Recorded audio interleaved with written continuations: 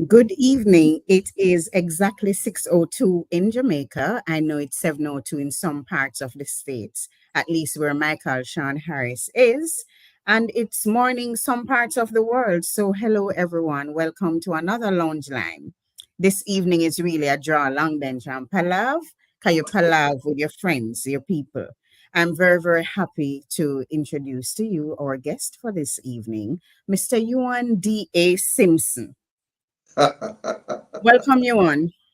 It's good to be here, Colleen. It's good. It's good to be The here. first thing I'm gonna ask you is what did DA stand for? Well, the people in the United States would recognize DA as district attorney, and it was probably fortuitous that my parents decided to give me those initials. But DA really stands for Danny Anthony. Danny And Anthony. yes, You know I'm Colleen Antoinette. you see it. You see it. It was meant to be. It was meant to be. So I never knew that. All these years I've known it. You I have serious? to share this with our audiences. I see five people are on with us somewhere. I don't know which part in the world. If you're joining us on Facebook, YouTube, or IG, welcome to Lounge Lime live on Reggae online platforms. I've known Ewan since 1996. I may be aging him, but he's aging quite gracefully, I must say. And he perhaps is the only man that I fell at his feet, literally, run and drop over somebody's foot, tangle up, because we were trying to get to him. He was so lovely then. Much has changed, but you have done extremely well.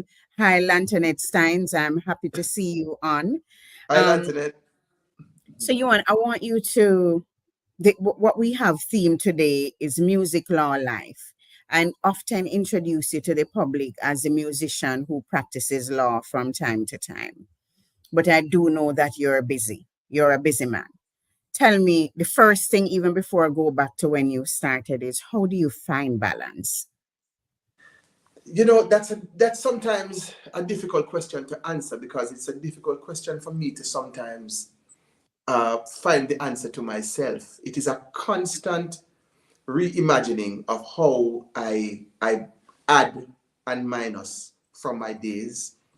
It's a constant it's a constant experiment of what I keep and what I lose, and who I pull in to help, and who is taking too much from me. It's a constant exploration of time management, in fact. So it can be rough sometimes, but it's actually fun. Well, I see you, and I think I've never known you not doing many things at the same time. I have seen you. So I want to go to Glenmere High School days. When did you discover your talent for music? Well, I'm trying to figure if it is I who discovered it, or It discovered you? if it discovered me. The truth is that I've been doing music since before high school. I grew up in a Pentecostal church, Assemblies of the Firstborn, Currata Hill. And of course, we didn't have a keyboard there nor a drum set. What we had was the voice of all the members, and it's a small church, so it was probably about 40 people maximum. And most of them were my family members. Right? But we had the voices, and we had tambourines, and we had cymbals. So it was a very percussive environment.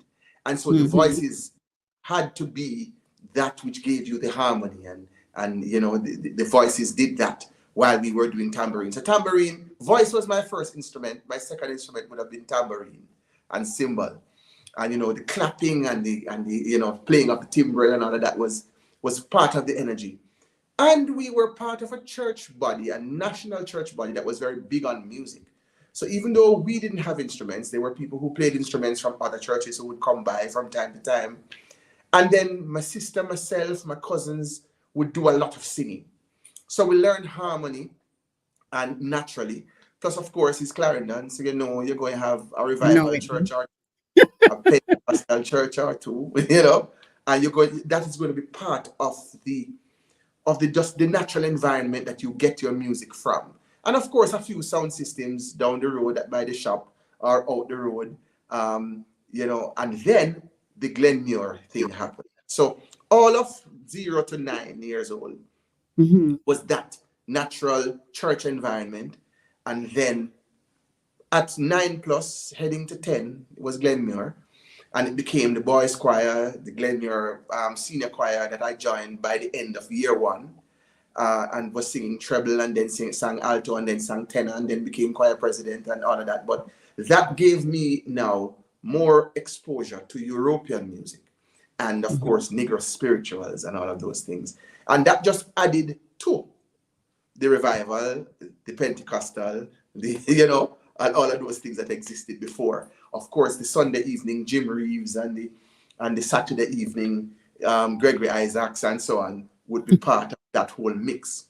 You So know where you started, Ewan, before you go into the Glenmuir, where you started and you mentioned church. Would you say that church is the bedrock of Jamaican music? it is. It is. Whether people want to admit it or accept it or not, it is. Let's just talk about Toots being a church boy, right? Mhm. Let's just talk about that, and let's talk about right now. 90%, I would say, of Jamaica's musicians that support Jamaica's music culture Or either community? still play in church or Mhm. started. I've made that observation more so in recent times than ever before because so many of students who are at Edna Manley College School of Yes, Music are are from church. yes, and that Comfortably has say 90% of them are. yes, yes, So and we want to go back to Glenmuir. When did you first touch the drums?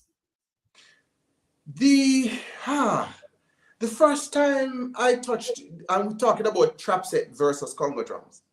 Um, Let's go Congo first. the first time I played Congo drums actually was when I came to UWI.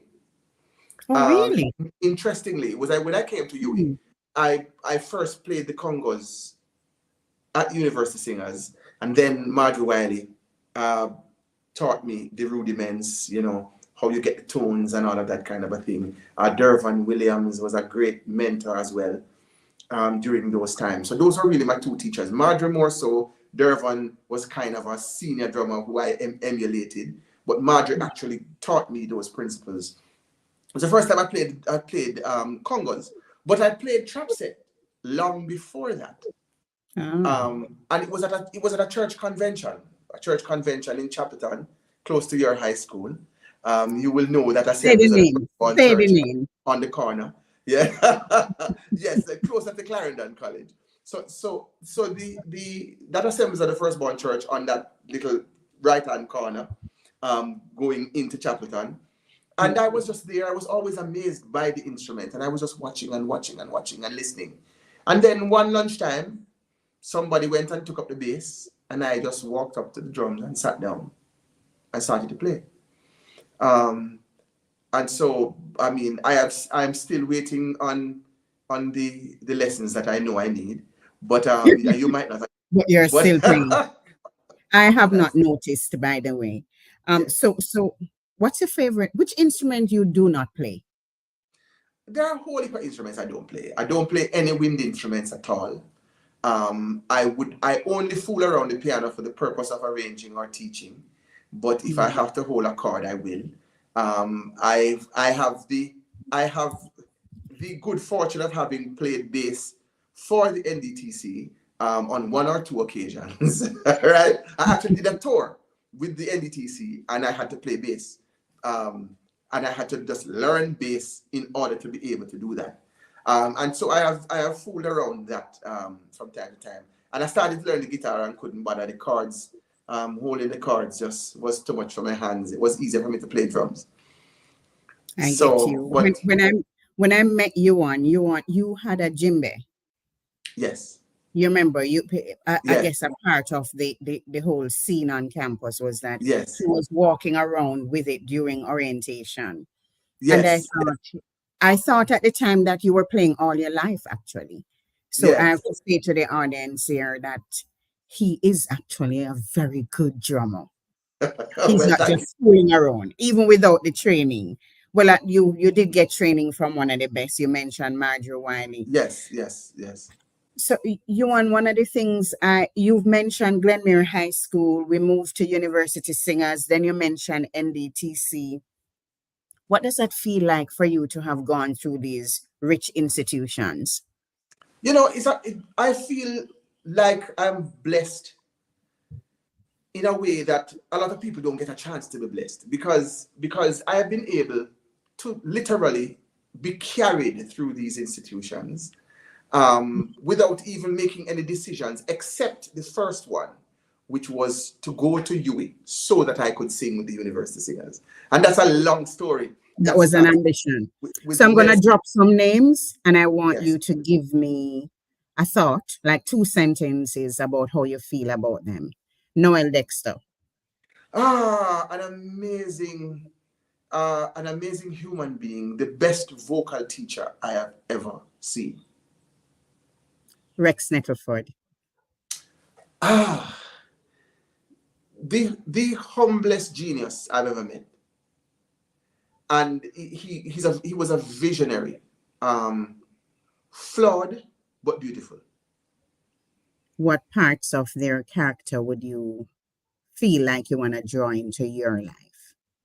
Just how they, and there are parts of their character I have drawn in, just how they see themselves or how they saw themselves in the bigger picture. It was not about them. They saw themselves, and Professor used to call himself a moving spirit. And you know, and he used to also call himself an obvious man, but that's another story, right? Mr. Dexter was so shy and humble that he never called himself anything, right? But Mhm. they had a way of understanding that what they had to give in this time had to be given, and given fully, to a generation that was going to carry it beyond them. And they never made themselves the final bastion. And that's what a lot Mm. of people don't understand. Nothing that they did or taught was meant to stop at them. Marjorie Wiley, Ah, beautiful, mischievous, brilliant, a polymath. Marjorie, a lot of people don't know that Marjorie was a dancer. And a part of why she was so good in creating rhythms and melodies was because her body used them. mhm. And so she was an amazing polymath. She was inspiring in that way, um, very emotional, and that is sometimes very useful. Okay, I'm very happy you went back into the present because my heart stopped beat little bit. Me, I wonder where so she was. No, But yeah, I was just talking about the in the time what that she was in that yes, time. Okay. right, right, Ibu right, right. Cooper, Igbo, a thinker. Again, I mean, Igbo was just that kind of person who saw the bigger picture unemotionally. Very few times he got upset, regardless of what was happening. He was always the one that helped to refocus. Let's focus on the mission, the journey. And as a result, he was able to inspire even those that disagreed with him. I'm going back to University Singers. Any regrets? No, none. I don't regret when I left. I don't regret when I went. I don't regret what I did. I believe that one of the things that I have always been strong on is that the University Singers serves a purpose in the life of those who come to the university. It is not meant to be a stop. It is not meant to be a destination. It is meant to be a process that takes you through your university life, that allows you to share, give of yourself, and learn, and make way for others. And so I'm comfortable with my time there. The only thing I probably would have done a little differently was to have scored more of the arrangements that I did. Hmm. Can you fix that? I can, and I had a conversation about that with Ian Hurd just 2 weeks ago when we were working on the scores for the Jaria Awards, and he was saying, we've talked about this. When are we going to do a book of all of these arrangements that you've done? And I'm Mhm. like, you know, it's a couple dozen arrangements, probably 100 or more between University Singers, NDTC, and what I've done for the Jaria Award so far. I've probably done done 15 for Jaria already. And so 15 or more. And so it is still possible. We just have to get the recordings so that we can get the accuracy of the memory back, and then we get the scoring done. Because of course my method of arranging and teaching is somewhat unorthodox. Closer to to how I hear Michael Jackson did his arrangements, because he like me was not a keyboard player.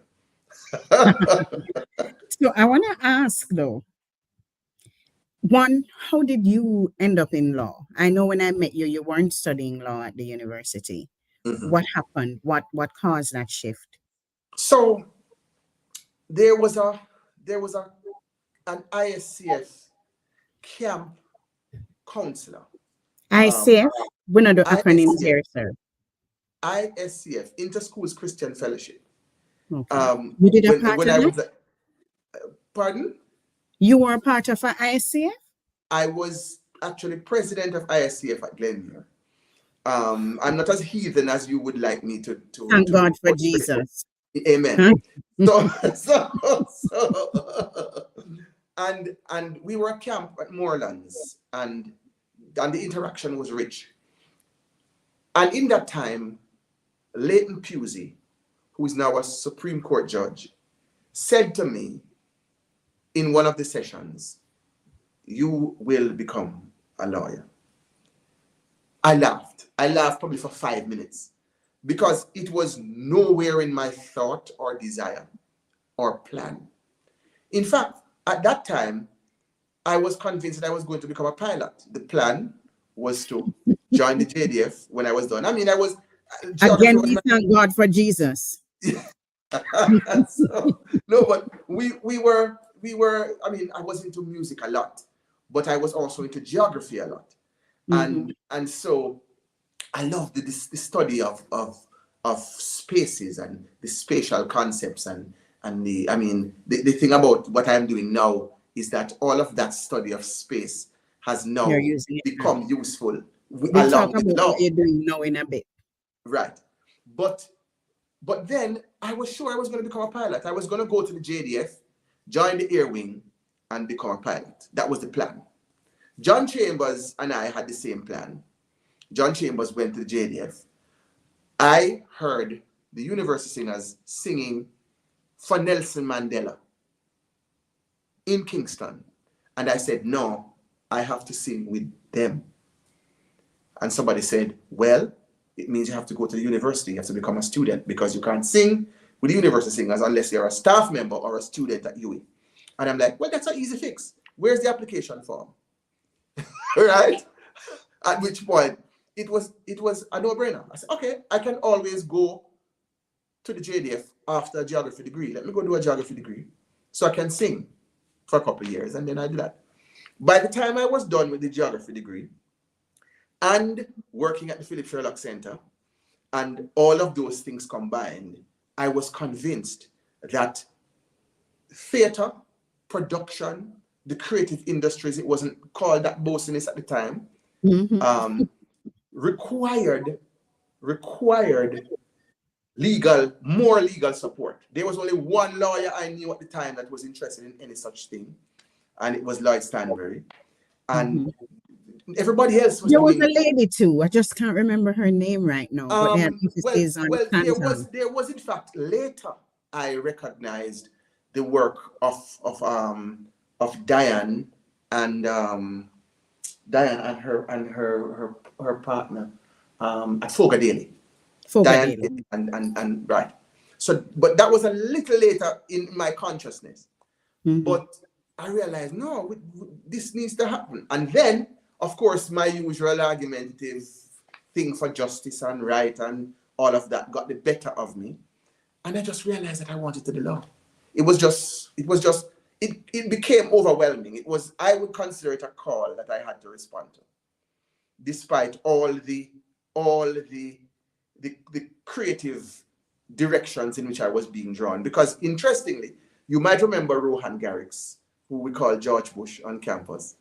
Both of Hmm. us were offered scholarships to Brooklyn College to pursue graduate degrees in theater. because of course we went with university singers once or twice a year, and then I was going with the NDTC as well, and we were part of that whole technical support. And they were like, where did you all learn this? Hartline Walcott taught me, I taught George Bush taught Nadia, and it has continued like that. So I was actually going to naturally move to, you know, a higher degree in technical theater, and it was just an overwhelming feeling that I needed to do law. So I went and I applied, and that was it. And the rest is history. So my next question is, I know it's 6:23.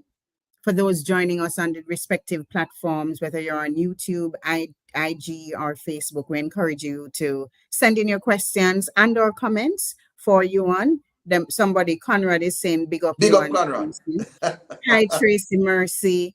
Hi, Michael McDonald. Who else we have there? Hi, Oshin. Who else we have there? Lantoinette Steins. Thank you all. And some of you who I'm not necessarily seeing, who may be streaming through the other platforms, like I am sharing on my own Facebook. So thanks for joining. We're speaking to Ewan Simpson. He's an attorney at law. He's the JAREA chairman, and I want to talk a little bit about that path. But before, Ewan, you take up enough time, you know? But anyways. I mean, we only have an hour. Yes. How has your experience, hi, Tony and Smith, how has your experience as a musician influenced your approach to law? It makes me unorthodox in my approach, because as a musician, you understand that the outcome is what matters. Music to the ears. There are lots of people who believe that, oh, if it is not done this way, it doesn't matter what the outcome is. What matters is the process. As a musician, you understand that people have come to it in different ways. So people come to an amazing work. Just take the JAREA Orchestra, for example. There are some people who come to it as musicians who sight read their music, and they will take what the arranger gives. There are other persons who will take the arrangement and will reinterpret it and add flavor to it. Sometimes it's for good, sometimes it's for bad. You know, at the end of the day, the end product is what matters. And that has, in a large, in a very real way, assisted me in how I have carried through my practice of law. There are the principles, and you know the fundamentals. The fundamentals are important, and the fundamentals are always important to keep. So with music, fundamentals of pitch and rhythm and melody and harmony, harmonic structures, but you can play around with them. Similar with the concept of law, they're fundamental principles. You must understand what is common law. You must understand what is there that is written and what is there as a matter of policy. And then there is interpretation. And the interpretation is where we get creative. So that is always for me how I use my creative side to give color to how I practice law and to how I lead a team. And I have an amazing team that I lead where I now work, who understand my craziness and understand that I'm a musician. First. I kind of want to go to where you just work, but me think I have too much to ask you, Michael. I feel like we need part two. But if I were to reverse the question, how has being a lawyer impacted your music life? It's been an important balance, because sometimes we take a few of the precepts for granted. As a musician, you sometimes you borrow from different spaces. As an attorney, I have had to understand, and one of the first things I learned, one of the first courses related to how I function now, my class was the first class to do intellectual property. We call it, they call it, I think it was fundamentals of copyright back then in Barbados. If I say which year it was, then I'm going to age myself. You said Barbados, you've aged yourself.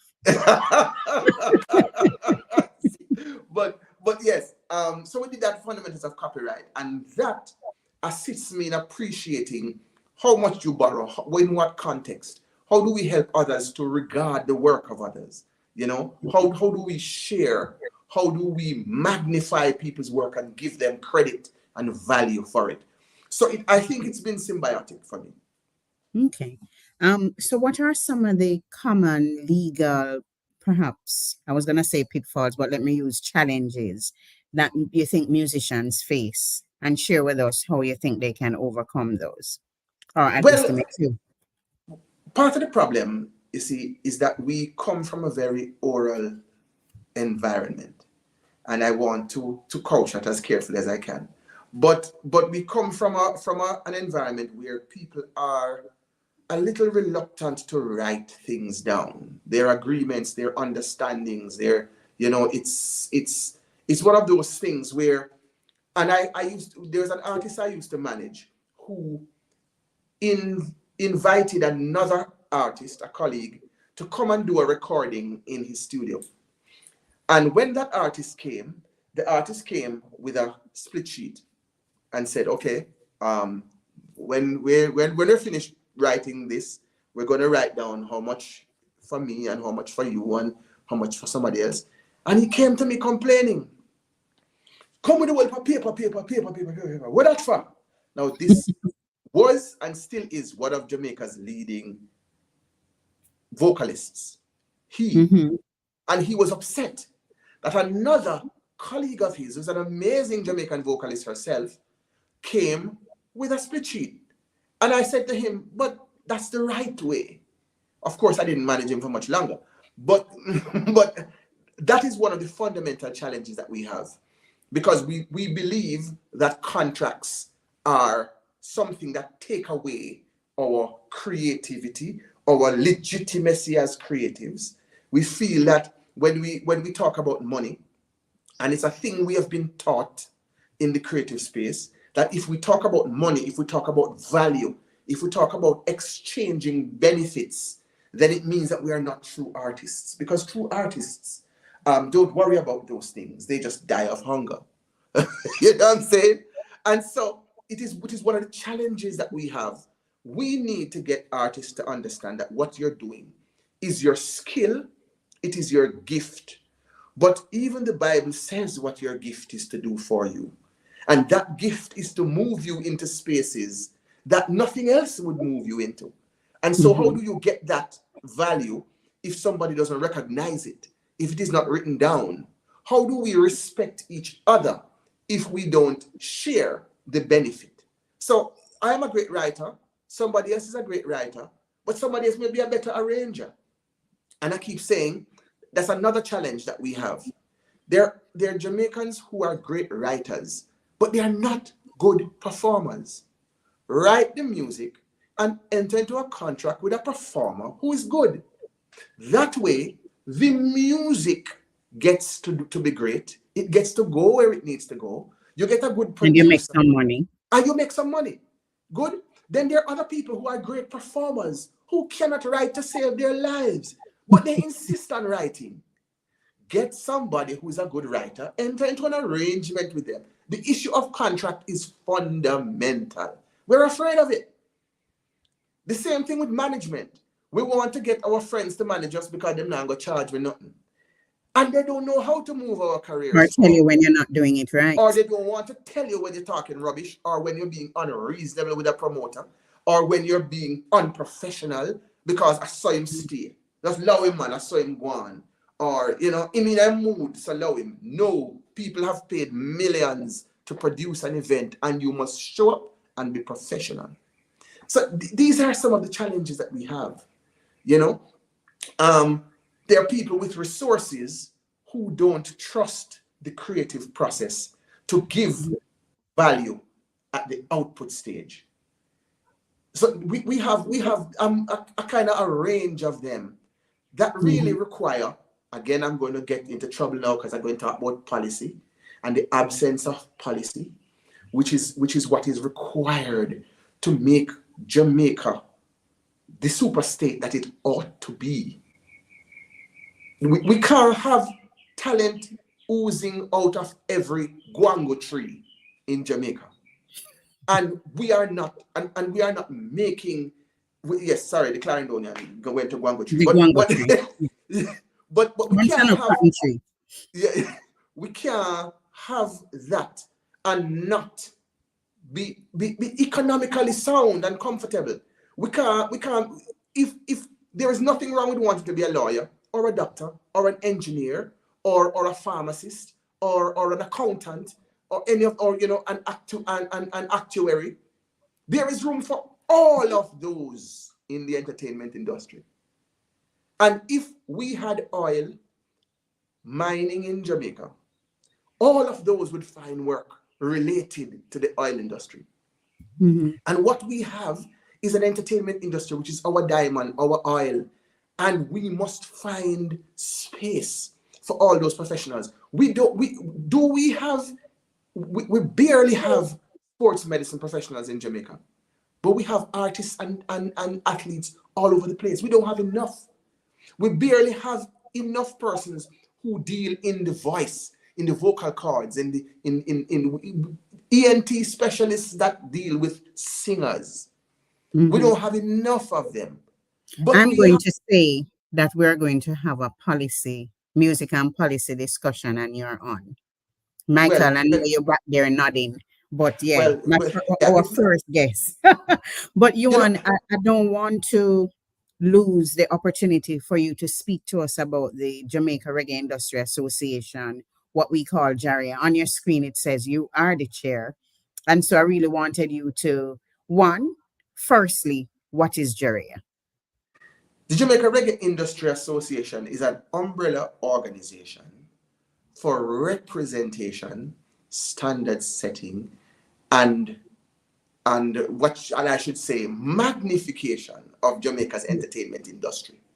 It is for coalescence, it's for bringing the parts together, and it is also for giving opportunity for those who would not otherwise have access.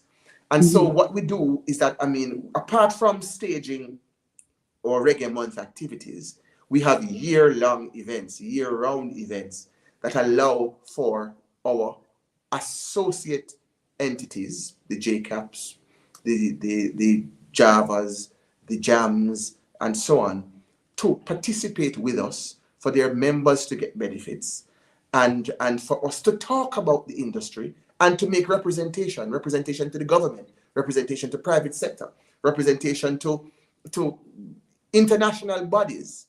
It is important that this organization be seen as a hub. Who can join? Anyone with interest or skill or facility that is related to the entertainment industry.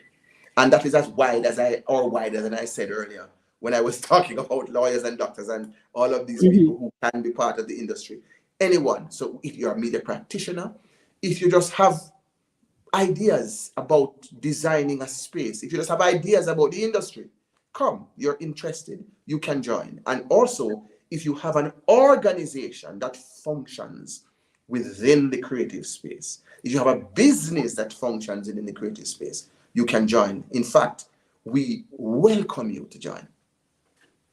Thank you. Thank you. And Jaria has been around for 15 years. 15 years, February gone. We turned 15, and I think we've come of age. And I Big am happy people, that those please. people who have labored in the field, including yourself, Colleen, for those 15 Give years, thanks. appreciate where we're at and appreciate that it is part of a journey to a destination. And that destination is Jamaica's place as a cultural superstate. While you're talking about Jaria, I saw what I find, or what I will call an unfortunate statement made by, I would say, a media person, not necessarily a journalist, because Mhm, journalists investigate and mhm. they make informed decisions about what they put out, referring to Arama Awards and Jaria Awards as useless and baseless and of no value. How valuable is our own awards? We've had conversations about this in different spaces. People like to magnify the Grammy Awards. They like to magnify the American Music Awards when that is what used to happen. They like to take things from foreign. When the royal family gives out a member of the Royal British Empire. People sell them house to buy them plane fare to go. But when people get national honors and awards, people dress up in them nicest dandan and they go and they collect it. And they wear it on their pockets or around their necks, even for baptism. Now, at the end of the day, the Jaria Awards, the Irama Awards, these are awards from the reggae industry. Bear in mind what reggae means to the world. Bear in mind what reggae means to Jamaica. If we don't take the time to recognize value in ourselves and among ourselves, then who will? Are we Mhm. waiting on legitimacy from elsewhere? Are we waiting on someone outside who doesn't even understand the nuances and the idiosyncrasies and the struggles? You know, there are some people who would never understand how the kind of work that that what somebody like an Igbo Cooper has done outside of what they see on a TV screen. Because, as you were talking, what I love most about Jury Awards in particular, it's the attention it gives to the people behind the scenes, the producers, Absolutely.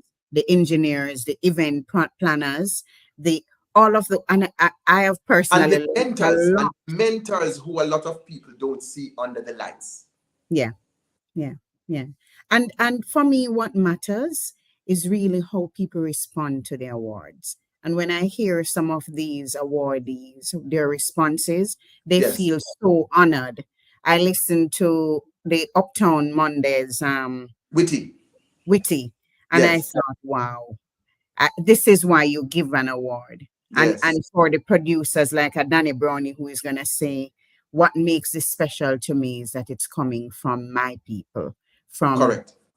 from colleagues in the industry. So Correct. we know that they understand. So I'm saying congratulations, even though I'm not supposed to say it, but because you feel like me a Jaria.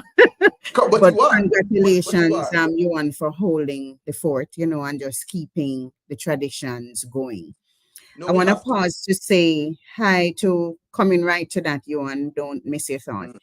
Conrad, it make him do crazy things like having singers doing 4/4 timing on 3/4 music. I guess you know what that is. Rose is saying hi.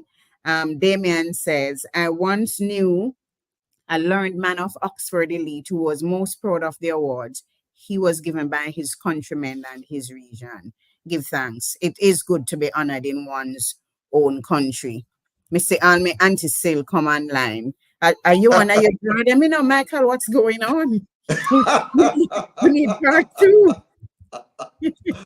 Oh, part two is welcome. I will make time because this is my passion. Give thanks. It's Give my thanks, passion. Ewan. Yeah. But you were going to say something, as a matter of fact, in relation to the Jury Awards. Yes, I was going to say we understand how we should be celebrated. We understand who should be celebrated and why we celebrate ourselves.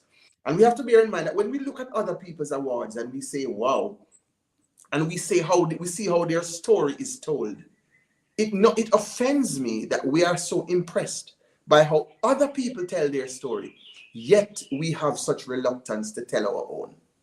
Mhm. And this story is central to history. This story is central to the movie industry. The movie industry that suddenly some of us have recognized to be valuable. That's The- we need that conversation too, Michael. that's a, Note for that's a future. yes, yes, that's another conversation. This story is central to this song because this song is not just about a melody, but it's about a melody that carries a story. And so our story is important. Our story is why the songs of Bob Marley resonated so well with the people of Zimbabwe.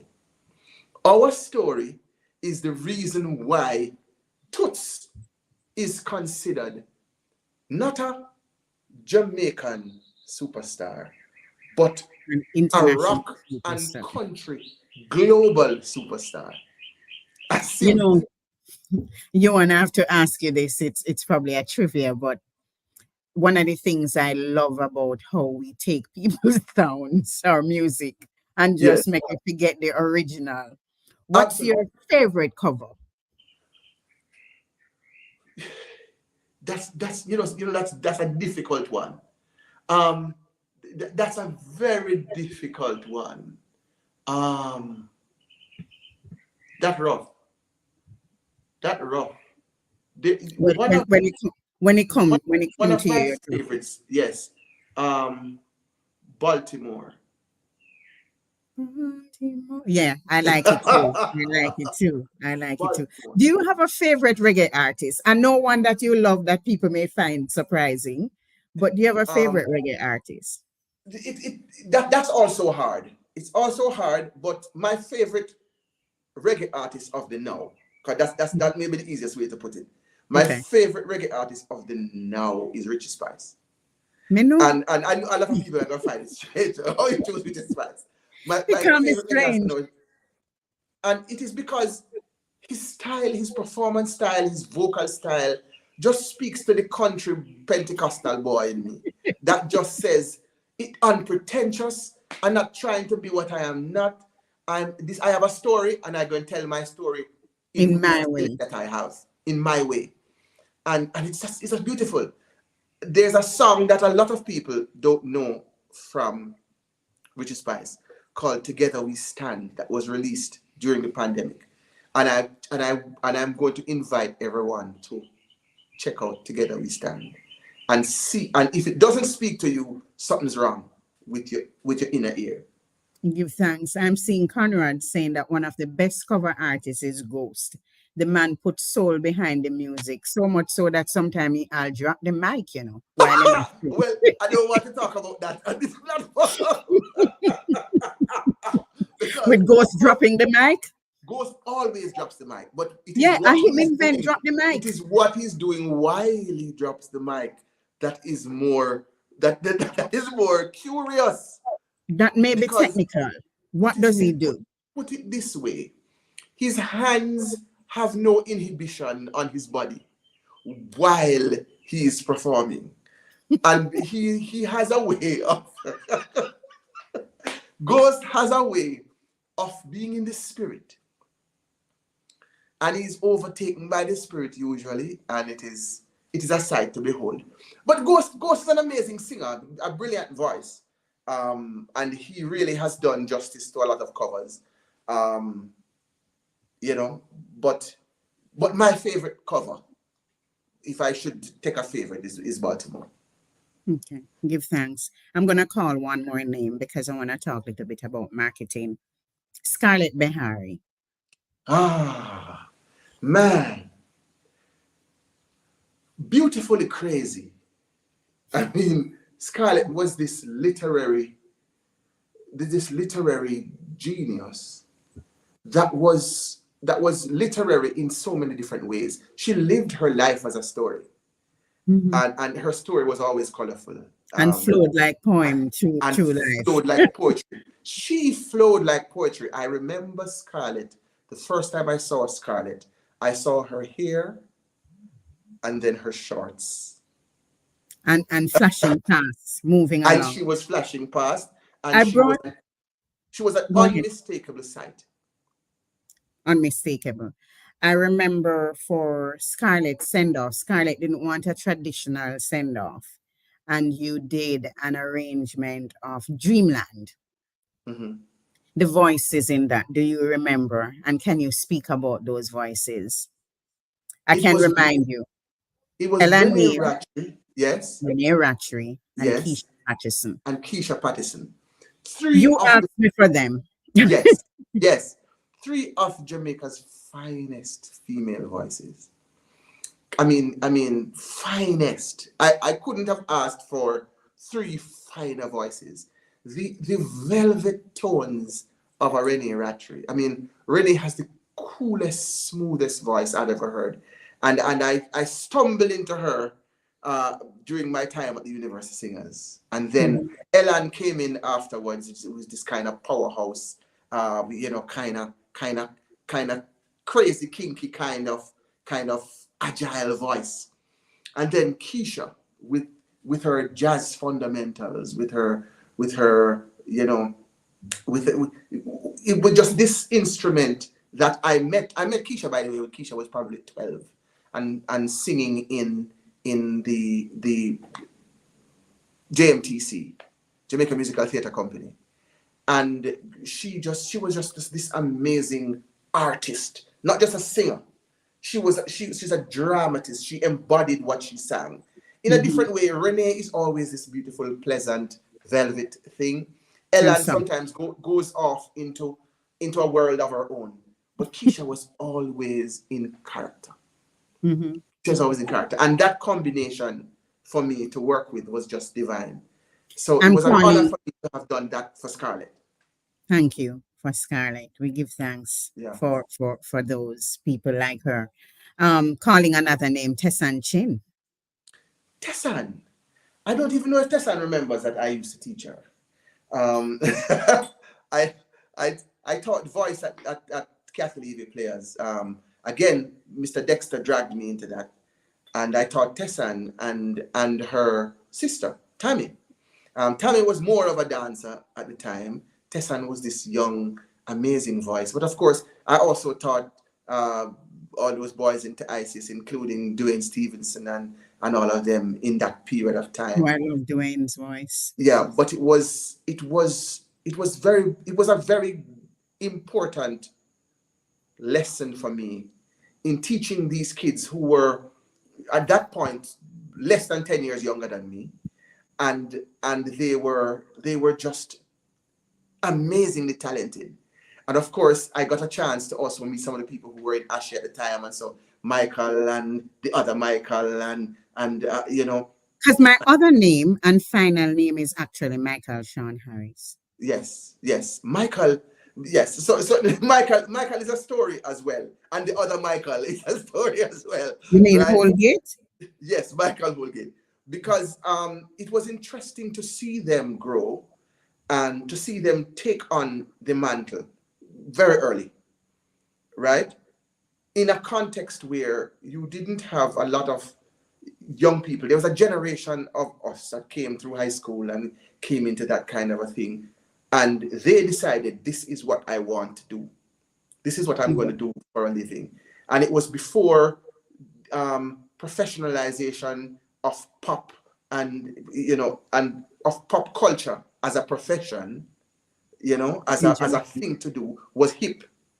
They went there, and to see them now at the top of the game is amazing.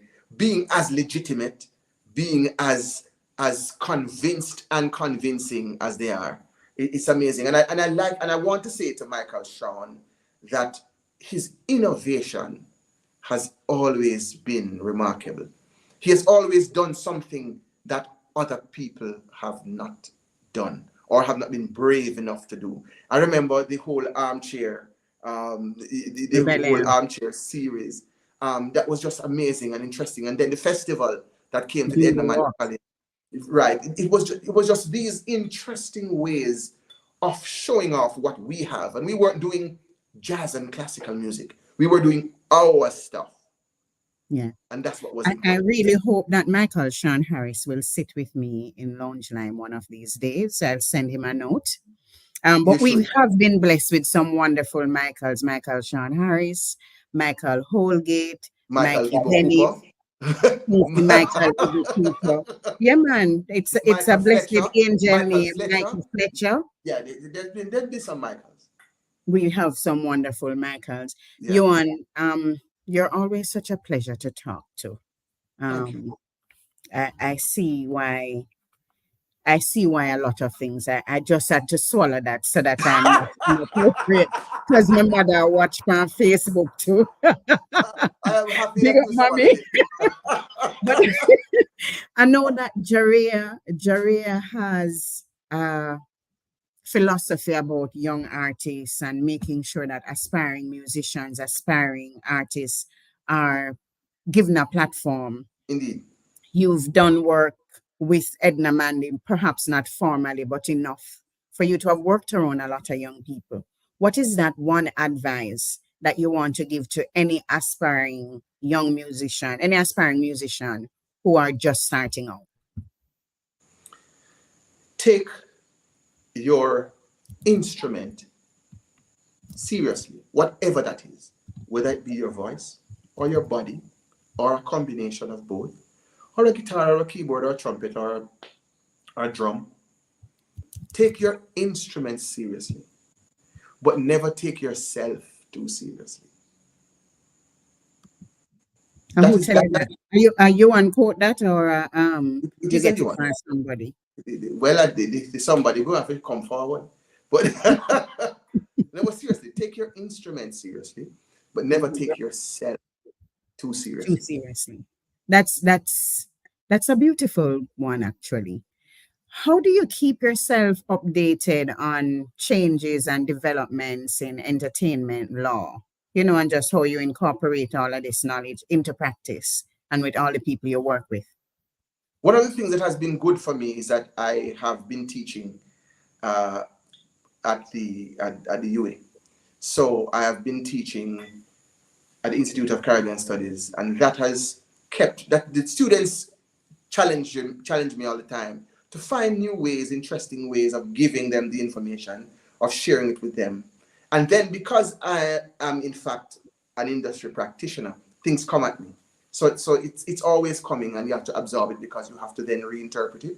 You have to comment Mhm. on it sometimes, and then you have to teach it. And so teaching, unlike some people who say those who can't do teach, teaching actually helps you to do better because it helps you to dive into the fundamentals so you can Mhm. deliver more. And so I'm happy to be able to teach. I mean, I didn't teach this semester, but that's a UA thing. um, You but mean for it's the university's loss? that's a UA thing. I don't know if I will call it a loss. That's for other people to decide.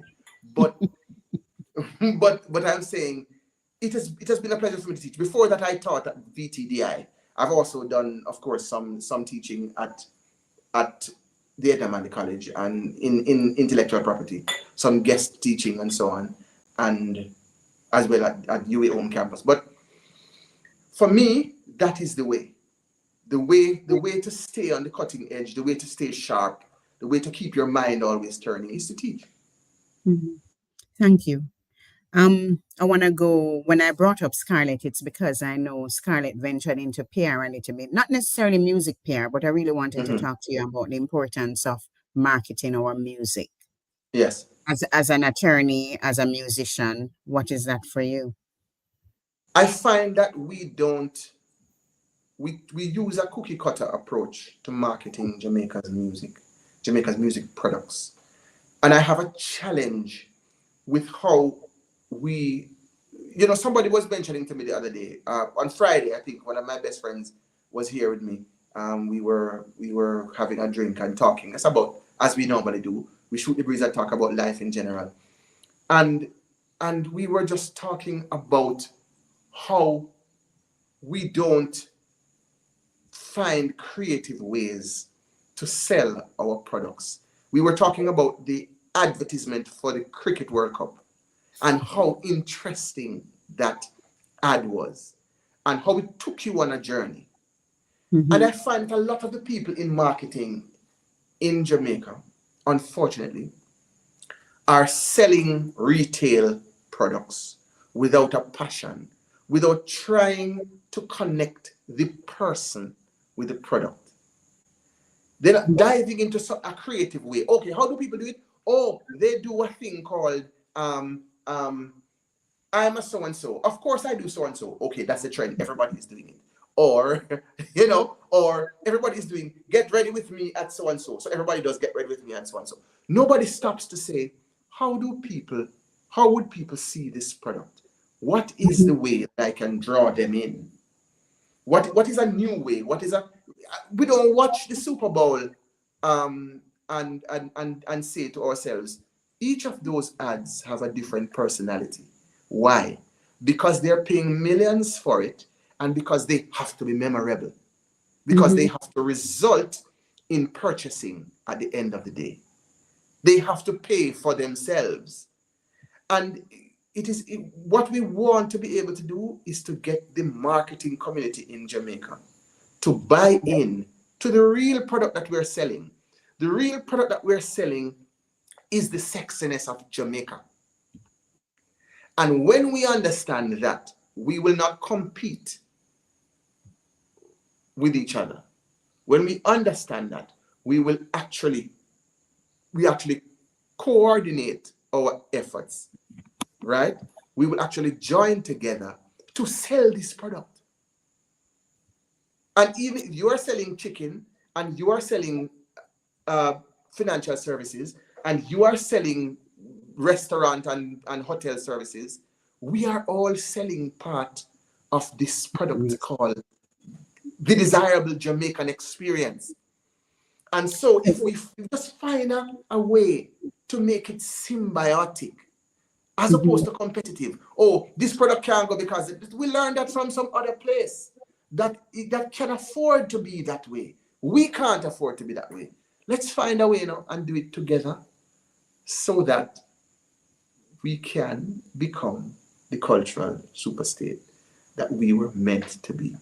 As they say for Vision 2030, and we're in 2024 and it's coming up. What's on the top of your playlist? The top of my playlist, Lord, that's the other thing that's difficult because I listen to so much and so many different things. But probably I was listening to some third world today. More work to be done. I was listening to that. Imas Gan is on that album. I was listening to third world today, but I was also listening to Lila Ike. There's a, and it's going to take me off, but on. There is a collaboration that Lila Ike and Skilly Ben does. Oh, really? Yes. That is a beautiful piece of work.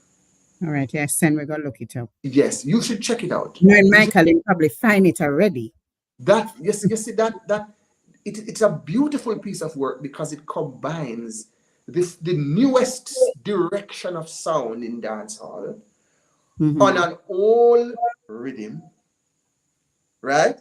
On an old rhythm with a young, hip, fresh, sexy, talented female vocalist that makes the most beautiful combination of a meal in music.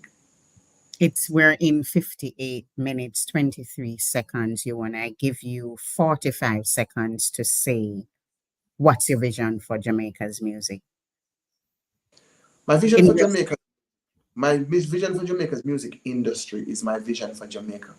Because I believe that Jamaica and Jamaica's future, Jamaica's present and future, are both tied up in how we treat this product that identifies us. It is difficult to think about the United Arab Emirates without thinking oil and sand. It is difficult to think about the Amazon without thinking about rivers and birds and trees and all that bounty that is within it. And so it is difficult for us to think about England without remembering the Industrial Revolution and all of what that gave to the world. You have 10 seconds. And so it should be impossible for a Jamaican, whether it be a Jamaican policymaker, a Jamaican businessman, a Jamaican artist, to see Jamaica as separate from its cultural product. Give thanks, Ewan Simpson. It has been an absolute pleasure. From the days of Glenmuir High School, church before that, to University Singers, NDTC, to attorney at law, to Jerry as chairman, to being all that you are a national treasure. Thank you so much for joining us on the Reggae Lounge. We give thanks for all of you who joined us on all our various platforms. Tune in for next week. It's a pleasure.